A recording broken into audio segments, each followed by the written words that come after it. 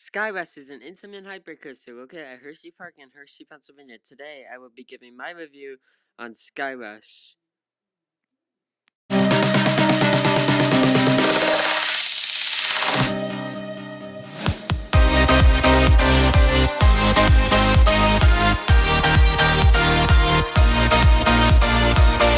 So Skyrush is an awesome hypercoaster.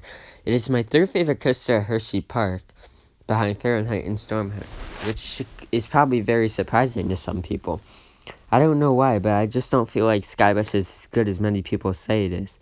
I ride Skyrush every year since I go to Hershey Park, once a year, and this year, the last time I rode it, it did bolt up on my rankings from being in the 30s to now being in my top 15.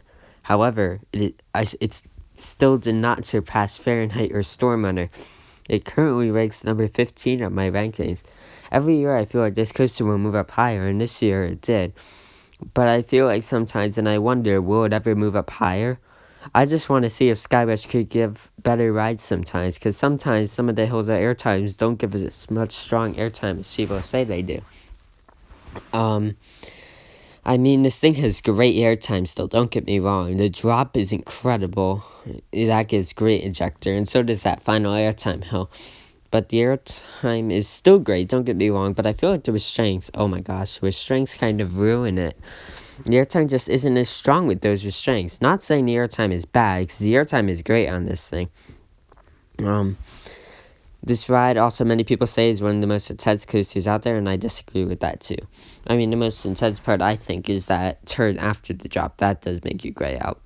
But the Stangle dive really isn't that intense in my opinion. This ride mostly, in my opinion, is just an airtime filled ride. And it does have good airtime. Some moments are floater and some moments are ejector. I do really like Skyrush. In fact, I actually love Skyrush, but I mean, I wouldn't say it's an absolutely fantastic and outstanding coaster. It is outstanding, actually, kinda, but I wouldn't say it's, like, fantastic. So, it's a really fun coaster, I'll say that.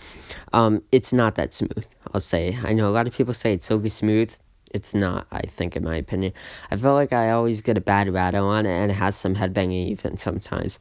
But other than that, this ride is really good, I feel like. It has some great airtime moments.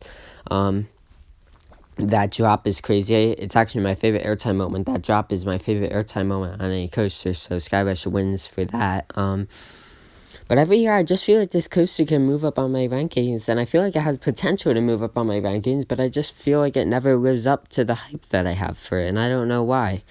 Not saying Skyrush is a bad ride, because I love Skyrush, but I just feel like every year it could get higher on my rankings, but every time I ride it, I just like, and I ride Fahrenheit after that and Stormheart after that, I'm like, okay, these two are still better than it.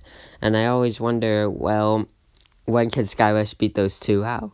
Personally, I think Stormheart is probably going to stay in front of Skyrush forever. But I think that probably Skyrush could beat out Fahrenheit someday.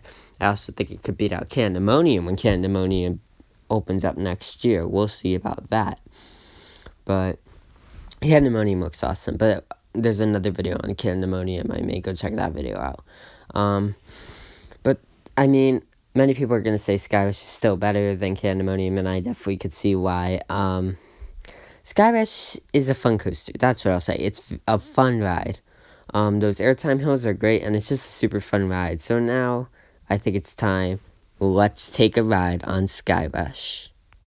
So you go up the Capo lift hill, and then go down the outstanding drop. This gives a great pop of ejector airtime, especially if you're in the back row. Then you go through this forceful turn and go over this floater airtime hill. Yes, I'll say it's floater, because I never really get that much ejector on it.